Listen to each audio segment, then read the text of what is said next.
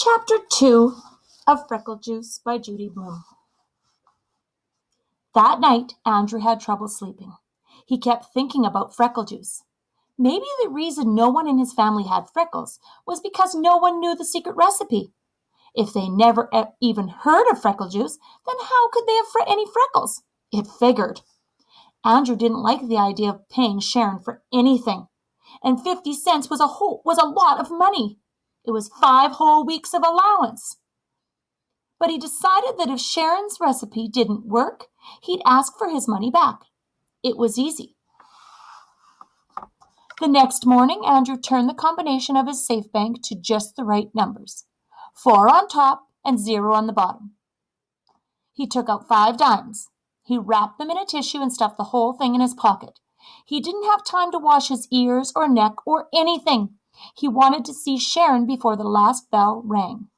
"Bye, Mom," Andrew called. "Andrew Marcus, wait a minute." His mother hurried over to him. She almost tripped on her long bathrobe. The curlers in her hair scratched Andrew's face as she checked his ears and neck. "Please, Mom, can't we skip it just this once?" Andrew begged. Mrs. Marcus stepped away from Andrew. She pointed a finger at him. "Okay," she said, "I'll let you go this time, but tomorrow I'm looking again. And Andrew, zip up your pants." Andrew looked down. Zippers were a pain. "This afternoon, when you come home, I'll be next door. Mrs. Burrows invited me over to play cards. You come get the key from me, okay?" "Sure, Mom. Okay."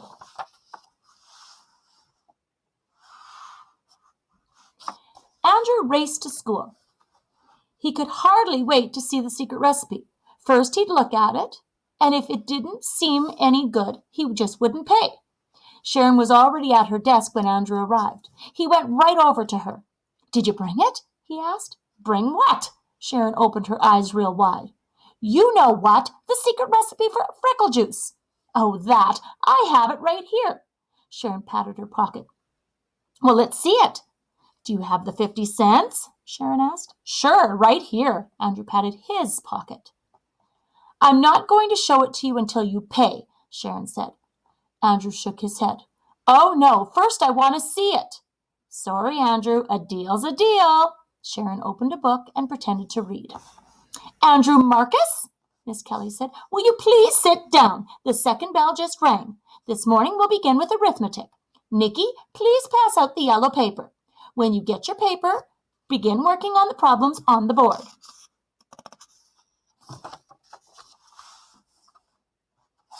Andrew went to his seat. Then he took the tissue from the 5 dimes out of his pocket. He held it near the floor and aimed it towards Sharon. She sat in the next row. Sharon stuck out her foot and stepped on the tissue. Then she slid it over until she could reach it with her hand. She bent down and picked it up. Miss Kelly didn't notice. Sharon counted the 5 dimes. Then she took a piece of folded up white paper out of her pocket and threw it to Andrew. It landed in the middle of the aisle. Andrew leaned way over to pick it up, but he lost his balance and fell off his chair. Everybody laughed except Andrew and Miss Kelly. Miss Kelly sighed. "Oh, Andrew, what are you up to now? Bring me that note, please." Andrew picked up the secret recipe. He didn't even have a chance to see it. It wasn't fair. It cost him 50 cents for nothing. He handed it to Miss Kelly. She read it. Then she looked up at him. "Andrew, you may have this back at 3 o'clock. She put it in her desk. "I don't want this to happen again. Do you understand?" "Yes, Miss Kelly," Andrew mumbled. "Good. Now let's get that arithmetic done." Miss Kelly wasn't bad, Andrew decided. She could have ripped up the recipe, or sent him to the principal's office, or even made him stand outside in the hall by himself.